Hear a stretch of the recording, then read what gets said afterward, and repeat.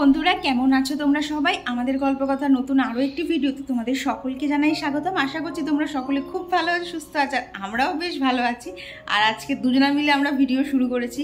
তো ঘড়িতে এখন বাজে হচ্ছে 9:10, আর আজকে হচ্ছে বৃহস্পতিবার। তো সকালবেলা থেকে প্রচুর কাজ ছিল, ঠাকুরের ওখানে বাসনপত্র মাজা। তো সেই জন্যই বলতে পারো ভিডিওটা স্টার্ট করতে পারিনি। তো খানিকটা কাজ এগিয়ে নিয়ে তারপরে ভিডিওটা শুরু করলাম। তার মধ্যে সকালবেলা কাকিমা, সামনে বাড়ির কাকিমা বললো পিসি নাকি আরও 2 দিন আসবে না। তো সেটা শুনে এত কষ্ট লাগলো না। তো কালকে রাতে যে বাসনগুলো ছিল সেগুলো সমস্ত মাজা ঘষা করে বেশ একটা গুছিয়ে এসেছি। তো এখন একটুখানি অরির সাথে এখানে বসবো, আর কি ও ফোন কাটবে, আমি একটু ভিডিও এডিট করবো, দেন নিচে গিয়ে সমস্ত কাজ শুরু করবো। তো এই যে বাজে হচ্ছে 9টা। তো চলো এখন থেকেই তোমাদেরকে সাথে নিয়ে আজকের ভিডিওটা শুরু করে দিলাম। আশা করছি আজকের ভিডিওটা তোমাদের খুব ভালো লাগবে। আর অরি এখন বলে দে তুই কি করবি? তুমি ফোন দেখবা, সকাল 9টার সময় তুমি ফোন দেখবা, 5 মিনিটের বেশি ফোন পাবি না, ঠিক আছে? তো এই হচ্ছে আমাদের এখন অবস্থা। তো চলো তোমরা ভিডিওটা দেখতে থাকো। আর এরপর জানো তো, যেই না খানিকক্ষণ এডিট করা কমপ্লিট হয়েছে তার মধ্যেই কারেন্টটা চলে গেল। আর ছাদে দেখছিলাম মেঘলা মেঘলাতে না একটা বেশ সুন্দর হাওয়া দিচ্ছিল। তো সেই জন্য না তারপরে একটু ছাদে এসেছিলাম। মানে এতক্ষণে কিন্তু অরিও বাড়ি চলে গেছে। কি বলো তো, ও যেখানেই থাকে না সেখানে বেশিক্ষণ থাকে না। ওই এ বাড়ি, ও বাড়ি আর নিজের বাড়ি, এই 3টে বাড়ির মধ্যে ও দৌড় ঝাঁপ করে সবসময়। আর এই দেখো, এই যে গাঁদা ফুলের চারাগুলো সেই হয়েছিল না বীজ ফেলে, কত সুন্দর সুন্দর ছোট্ট ছোট্ট ফুল হচ্ছে। কি বলো তো, এগুলো তো শীতের ফুল, তাই এখন বড় করে হচ্ছে না, শীতে আবার বড় করে হবে। আর সকালবেলা তো বিছানাটা একবার গোছানো হয়ে গেছিলো। তারপরে ওই যে অরি এসে নাচানাচি করছিল খাটের ওপর, বিছানাটা আরেকটু ঘুটিয়ে গেছিলো। তো ও চলে যাওয়ার পর এখানটা আবার ঠিকঠাক করে নিলাম। আর এই দেখো সকালবেলা না আজকে জানলাগুলোও ঠিকঠাকভাবে খোলা হয়নি, ওই মেঘলা মেঘলা ছিল তো, আর নিচে কাজ করছিলাম। মানে বলতে পারো সকালবেলা এই মানে বিছানাটা ঝেড়েই নিচে চলে গেছি ঘরটা ঝাঁট দিয়ে, এই কাজগুলো করাই হয়নি। তো এখন এই কাজগুলো করে নিচ্ছি।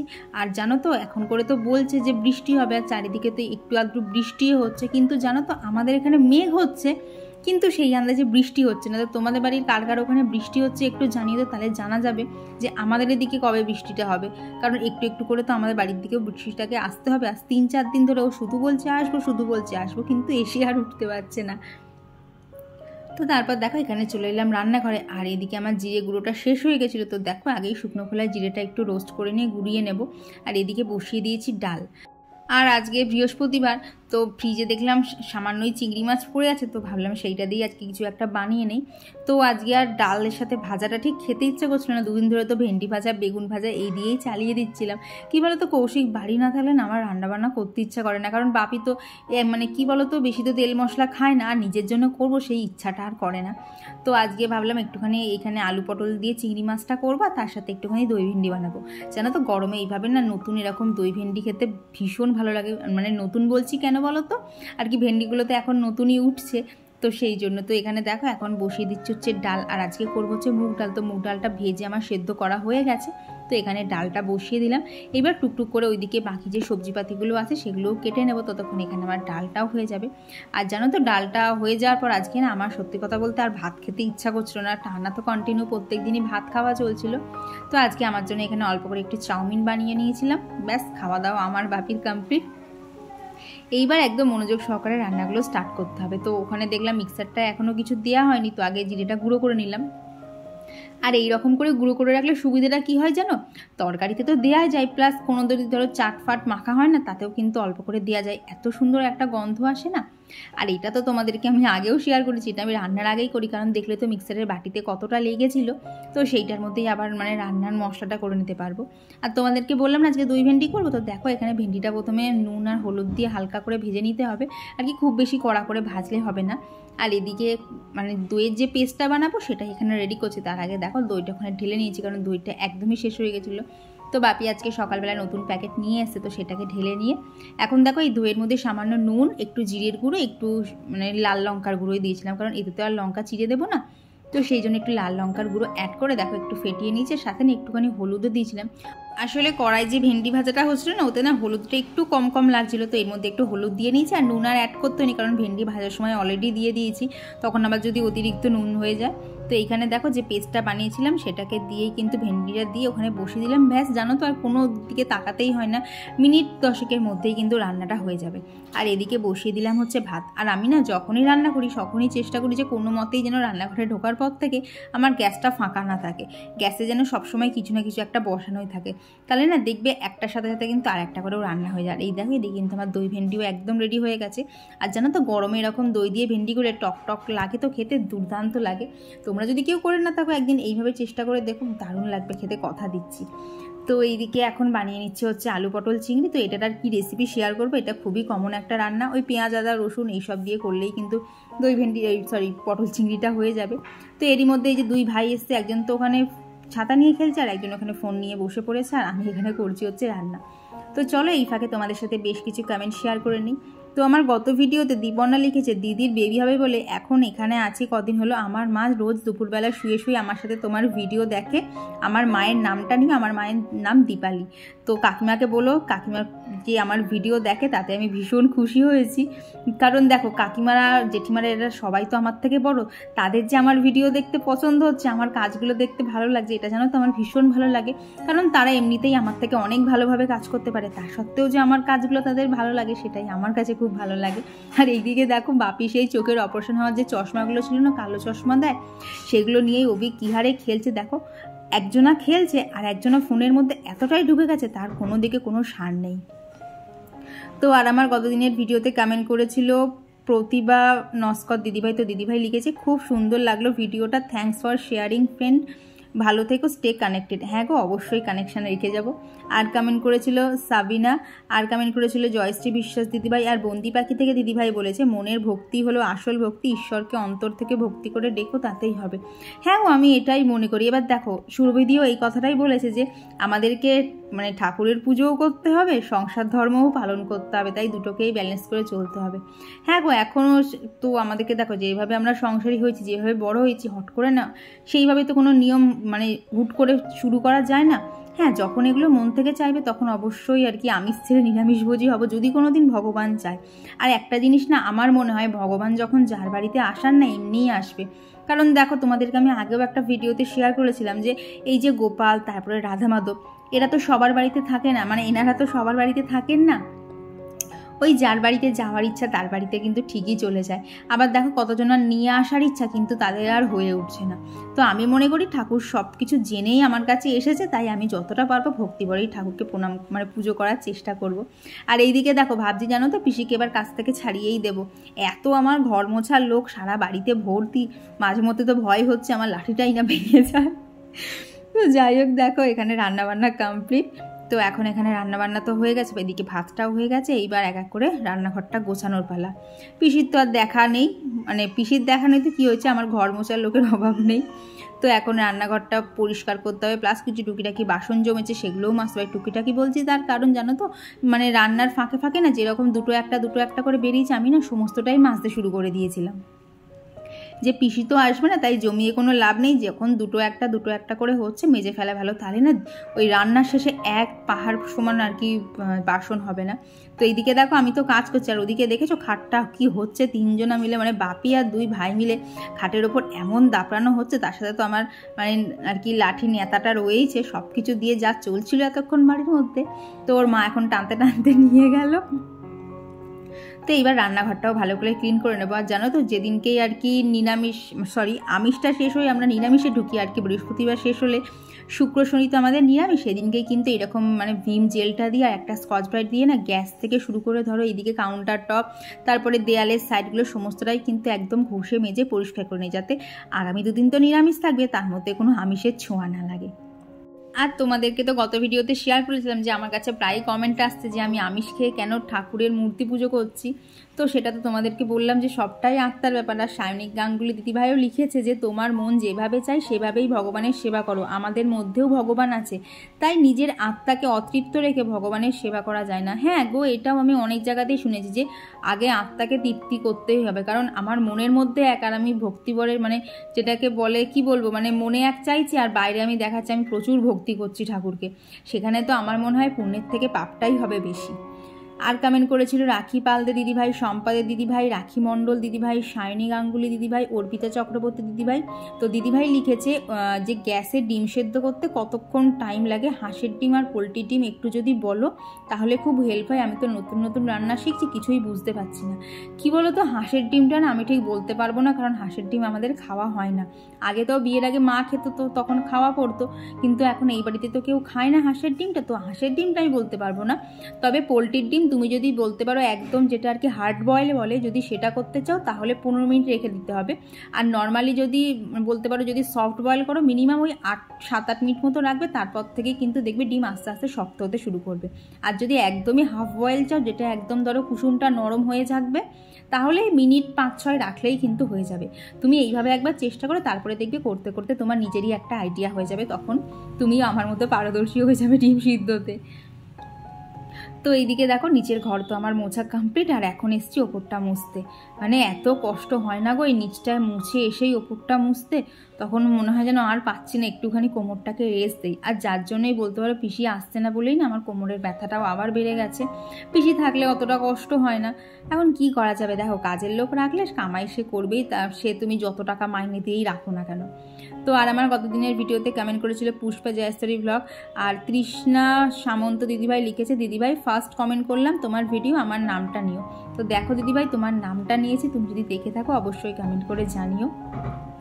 তো এইদিকে ঘরটার মোছা কমপ্লিট করে স্নান হয়ে গেছে, আর এই দেখো আমার চুলের পিছনে কিন্তু একটা ক্লিপ দেওয়া থাকে, তবে চুলগুলো সামনের দিকে ছাড়া। তো এখানে দেখো সিঁদুরটাও পরে নিচে, আর কি তোমরা অনেকেই বলো যে চুল ছেড়ে সিঁদুর পরতে না, কিন্তু আমার চুল জানো তো কোনো সময়ই ছাড়া থাকে না। আর কমেন্ট করেছিল প্রিয়া দাস দিদিভাই, তো দিদিভাই লিখেছে সত্যি একা হাতে সব সামলানোতে খুব কষ্ট হয়, বাট কিছু করার নেই। আমি ওই 1 মাস হলো বাড়িতে গোপাল নিয়ে এসেছি। হ্যাঁ গো, গোপাল যার বাড়িতে আসা তুমি দেখবে হুট করে কিন্তু চলে আসবে, তুমি যে ওই আয়োজন করে আনবা সবসময় কিন্তু হয়ও না। আমিও তো গোপাল মানে কি মনে হলো হট করে যে না আমি গোপাল পুজো করব, বাজারে গেলাম গোপালকে নিয়ে এলাম, তারপরে থেকেই তো পুজো করা শুরু। আর দেখো গোপালকে আনার পর থেকে না অনেকে আর কি ভয় পায় যে 3 বার সেবা দিতে পারবো তো, কিন্তু জানো তো আমার যা হোক করে কিন্তু হয়েই যায়, ওই নিজে খাচ্ছি আর গোপালকে একটু দিতে পারবো না। আর এদিকে তো ছাদে এসেছিলাম জামা কাপড় মেলতে, আর দেখেছো দূরে একটা মিল থেকে কালি বেরোচ্ছে, ওটা কিসের মিল বলো তো, ওটা হচ্ছে সয়াবিন কারখানা আর কি, ওখানে সয়াবিন তেল সয়াবিন এইগুলো সব তৈরি হয়।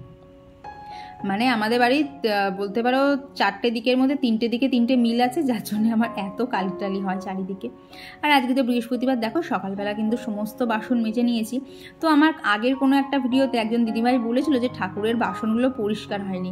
তো সেদিন কি হয়েছিল বলো তো, সেদিনকে না আমার কাছে তেঁতুলটা ছিল না, যার জন্য না শুধু ভিমবার দিয়ে করেছিলাম, তো সেই জন্য একটু কালচে কালচে ছিল। তো দেখো আজকে তেঁতুল দিয়ে পরিষ্কার করেছি, কীরকম ঝকঝক করছে।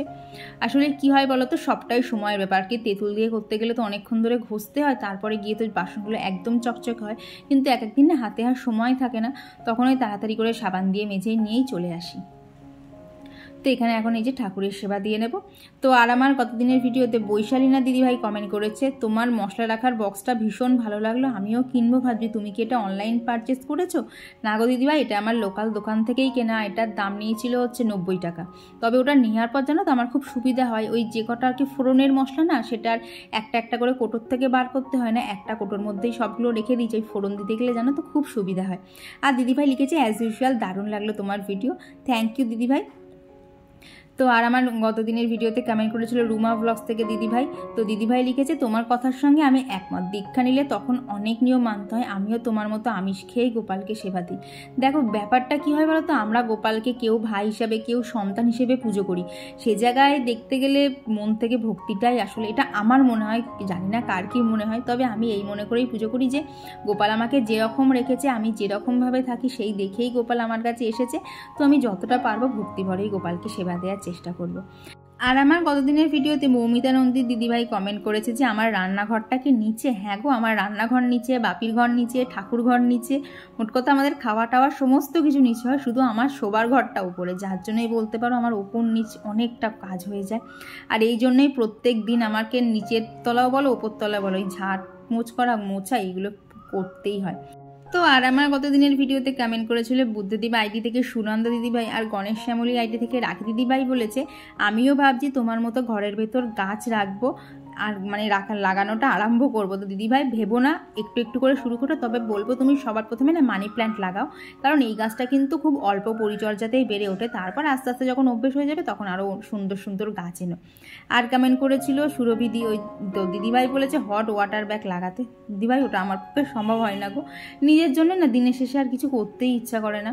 আর কমেন্ট করেছিল স্টে উইথ জ্যোতি থেকে, তো দিদিভাই লিখেছে দেখো মন পরিষ্কার তো সব পরিষ্কার, মন থেকে তুমি গোপাল সেবা করছো, গোপাল তাতেই সন্তুষ্ট। হ্যাঁ গো, আমারও সেটাই মনে হয়। এখন দেখো সবার মতামত তো আর সমান হয় না, তো যেভাবে ভগবান রেখেছে সেভাবেই চলার চেষ্টা করছি। আর দেখলে তো দুপুরবেলা বৃহস্পতিবারে পুজোর সময়, মানে পুজোটা দিতেও অনেকক্ষণ লেগেছে, তারপর খাওয়া দাওয়া কমপ্লিট করে একটু রেস্ট নিয়ে নিয়েছিলাম। আর এখন ওই 4:30 মতো বাজে, তো ড্রেসটা চেঞ্জ করে আর কি নাইটিটা চেঞ্জ করে একটা জামা পরে এসেছি ছাদে, কারণ এখন যেতে হবে একটুখানি বাজারে। তো ভাবলাম একেবারে জামাটা পরেই নেই। আর দেখো আমার গাছগুলো কিন্তু গরম, চন্দ্রমল্লিকা গাছগুলো গরমকালেও কিন্তু বেশ ভালো ফুল দিচ্ছে। আর সব থেকে আনন্দের কি জানো, এই যে কসমস গাছটা যেটা শুধু শীতকালেই ফুল দেয় আমি জানতাম, সেটা দেখি গরমকালেও একটা কুড়ি এসছে, তো দেখে তো ভীষণ ভালোই লাগলো। তো ছাদের গাছগুলোতে জল দিয়ে দিলাম। জানো তো প্রত্যেকবারই আশা করছি আজকে মনে হয় বৃষ্টি হবে, আজকে মনে হয় বৃষ্টি হবে, কিন্তু বৃষ্টি আর আমাদের এদিকে আসছে না। আর বাজারে যাবো তো ভাবলাম যাওয়ার আগে জানলাগুলোকে বন্ধই করে দিয়ে যাই, নাহলে সন্ধে হলেই এত মশা ঢুকবে, তারপর সেই মশার কামড়গুলো আমাকে সারা সন্ধে ধরে খেতে হবে।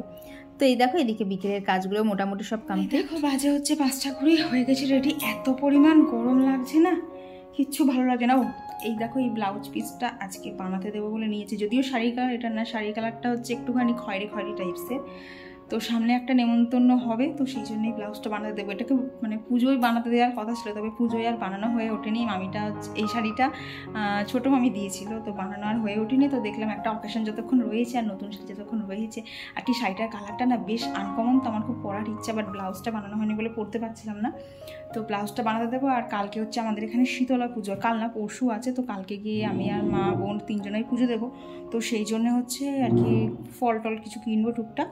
তো চলো এখন বেরোই, যদি বাজারে ভিডিও করা সম্ভব হয় করবো, না হলে কী করলাম না করলাম বাড়ি এসে তোমাদের সাথে শেয়ার করছি।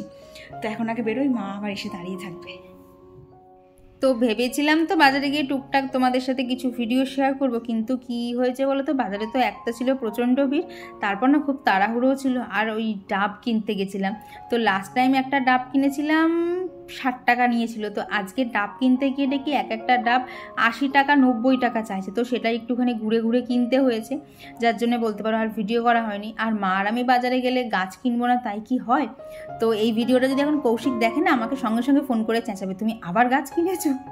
তো আজকে আমি কিনে এনেছি এই আর কি কাগজ ফুলের গাছটা, জানো এত বড় গাছটা মাত্র 60 টাকা নিয়েছে, ওই জন্য আমি আর লোভ সামলাতে না পেরে নিয়ে নিয়েছি। আর মা কিনেছে হচ্ছে এই ছোট্ট কুন্দ গাছটা, তো এটা এখন আমার কাছেই রয়েছে, মাকে আবার পরে গিয়ে দিয়ে আসতে হবে। তো এই গাছটা নিয়েছে হচ্ছে 35 টাকা, না হ্যাঁ 35 টাকা না 40 টাকা নিয়েছে। আমি 35 টাকা করে দরদাম করছিলাম, কিন্তু দিল না। তো এইদিকে এই হচ্ছে আমাদের সন্ধেবেলাকার শপিং। তারপর মানে এই যে বাংলাদেশের নাটক দেখছিলাম বসে বসে, তারপর নিচে গিয়ে ডিনার কমপ্লিট করে এখন চলে এসেছি ঘরে। এখন একটু স্কিন কেয়ারটা করে নেবো। একদিন জানো তো এই ছোট্ট স্কিন কেয়ারটাই না রাতের বেলা করতে ইচ্ছা করে না, খুব আলসি লাগে। তারপর আবার ভাবি না, যেই না স্কিন কেয়ারটা করবো মুখে ডার্ক স্পট চলে আসবে, স্কিনটাও গ্লোয়িং থাকবে না, তখন আবার টুকটুক করে গিয়ে স্কিন কেয়ারটা করে নিই। আর ঘড়িতে তো দেখতেই পাচ্ছ এখন কটা বাজে, এখন বাজে রাত 11টা। জানো তো সন্ধ্যের দিকে না একটুখানি হালকা করে বৃষ্টি হয়েছিল, তো অনেক গাছই তোমরা দেখতে পাবে ঘরের মধ্যে নিয়ে সব ছাদে রেখে এসেছি। আর এদিকে জানলা টানলা বন্ধ করে এই যে আমার বিছানাটা করে নিলাম, 3 দিকে 3টে বালিশ আর ওইদিকে টেডি বিয়ারটা দিয়ে। তো আজকের মতো খাওয়া দাওয়াটা সমস্ত কিছু কমপ্লিট, কাজও কমপ্লিট, বাজে হচ্ছে পুরো 11টা। আর এই যে আমার বিছানাও রেডি, এদিকে একটা বালিশ ওদিকে একটা বালিশ ওদিকে একটা বালিশ, মানে কি বলতো ঘুমের মধ্যে না সারা খাটে আমি পাক খাই, তো বালিশগুলো এমন করে দিয়ে রাখি যাতে যেদিকেই ঘুরি একটা করে বালিশ পেয়ে যায়। তবে টেডি বিয়ারটা বালিশের নাও, ও সারা রাত বসে বসে আমাকে পাহারা দেয় যাতে আমি ভয় না পাই। তো যাই হোক, সারাদিনে আজকে অনেক কাজ ছিল। আর কি বলতো মানে রিসেন্ট কি হচ্ছে, মানে পিসি তো আসছে না, যার জন্য আমার খাটনিটা না একটুখানি বেশি হয়ে যাচ্ছে। আর সন্ধ্যেবেলা দেখলে বাজারে গেছিলাম, তারপর থেকে এসে থেকে না পায়ে প্রচণ্ড ব্যথা করছে, মানে দুটো পায়ে না, শুধুমাত্র ডান পায়ে ব্যথা করছে। আজকে আর কোমর ব্যথাটা করছে না। তো সুরভিদি বলেছিল যে এত ওষুধ খেয়েও না হট ব্যাগ নিতে। কি বলতো এই কদিন না এই পিসি আসছে না বলে এই অবস্থা, না হলে এতটা মানে হট ব্যাগ নেওয়ার মতো ব্যথা করে না, ওই ব্যথা করে একটু রেস্ট নিলেই ঠিক হয়ে যায়। কিন্তু এখন কন্টিনিউ মানে আজকে নিয়ে 3 দিন সমস্ত বাসন মাজা, উপর মোছা, নিচ মোছা প্রচণ্ড টাফ হয়ে যাচ্ছে, যার জন্যই পিসিকে রাখা। তো তো এখন কি করা যাবে, কাজের লোক দেখবে রাখলে ওদের কামাই লেগেই থাকে, মাসে 5টা 6টা ওরা কামাই করবে। কিন্তু আমাদের পিসির সমস্যা হচ্ছে, পিসি যখন কামাই করে ধরে এক লাইনে কামাই করে, প্রত্যেক সপ্তাহে 1 দিন 2 দিন করে করো তা না, ধরে পুরো কামাই করবে। তো এখনও অবধি আজকে হচ্ছে বৃহস্পতিবার, আজকে তো আসেনি, আগামীকাল শুক্রবারও আসবেন না, কারণ শনিবারে দেখা যাক, যদি কপাল ভালো থাকে তাহলে আসবে। আর জানো তো এখন করে আর রড লাইটটা জেলে শুই না। তো এইদিকে কোথায় গেল চা, দেখতেই তো পাচ্ছি না, ওই দেখো ফ্যানের ব্লেডের নিচে একটা ঢাকা পড়ে গেছে। ও এইবার দেখো, এই যে হ্যাঙ্গিং লাইটগুলো, এখানে তো এইদিকে 2টো আছে আর ওইদিকে 2টো আছে। তো আর জিরো লাইটটা এখন কি জানি জ্বলছে, কখন অফ করা হয়নি। তো এখন ঘরের মধ্যে মোট 5টা আলো জ্বলছে, তো 5টার থেকে এখন 3টে অফ হবে, 2টো জ্বলবে। তো এখন করে এই লাইটগুলো জ্বলেই শুই, তাতে জানো তো অতটা আর ভয় লাগে না। কি বলো তো, ভয়টা তো আস্তে আস্তে কাটাতে হবে, যতই হোক বড় তো হচ্ছে, একটু তো ভয়গুলো কাটাতে হবে। তো এই হচ্ছে ব্যাপার।